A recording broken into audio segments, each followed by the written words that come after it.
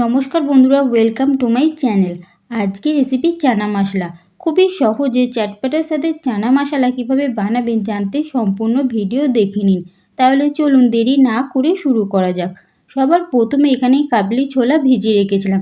এটা আমি 6 থেকে 7 ঘন্টা ভিজিয়ে নিয়েছি। অবশ্যই কাবলি ছোলা 6 থেকে 7 ঘন্টা ভিজিয়ে নেবেন।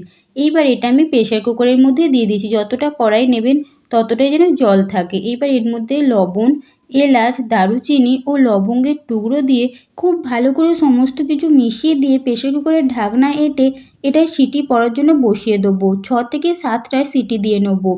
অন্যদিকে এখানে আমি নিয়ে নিচ্ছি পেঁয়াজ বাটা, রসুন, আদা ও কাঁচা লঙ্কা বাটা আর টমেটো বাটা। এইবার আমি গ্যাসের চুলায় একটা কড়া বসিয়ে এর মধ্যে দিচ্ছি বাটারের খানিকটা টুকরো।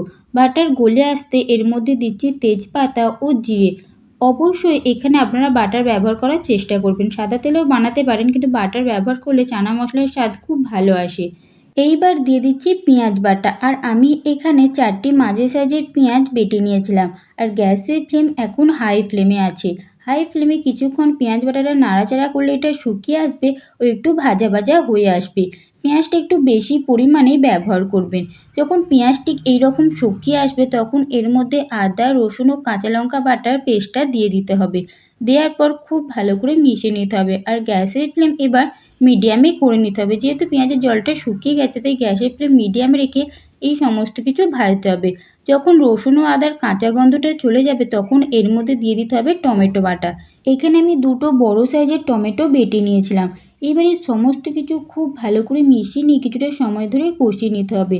যখন মশলাটিকে এইরকম শুকিয়ে আসবে তখন গ্যাসের ফ্লেম লোয়ে করে একে একে গুঁড়ো মশলা দিয়ে দেবো। সবার প্রথমে দিচ্ছি 1 চামচ কাশ্মীরি লাল লঙ্কার গুঁড়ো, সামান্য লাল লঙ্কার গুঁড়ো ঝালের জন্য, 1 চামচ হলুদ গুঁড়ো, 1/2 চামচ জিরে গুঁড়ো, ধনে গুঁড়ো, সামান্য গরম মশলা, 1 চামচ চানা মশলা, 1/2 চামচ আমচুর পাউডার, সামান্য বিট নুন ও স্বাদমতো লবণ। এইবার 1 কাপের মতো জল দিয়ে এই সমস্ত কিছু প্রথমে খুব ভালো করে মিশিয়ে নেব।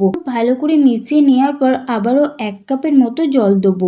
এইবার এই সমস্ত কিছু খুব ভালো করে মিশিয়ে নিয়ে কিছুটা সময় ধরে কষিয়ে নেব। তাহলে দেখবেন মশলাটা থেকে হালকা তেল ছেড়ে এসেছে। আর এখন গ্যাসের ফ্লেম মিডিয়ামে আছে।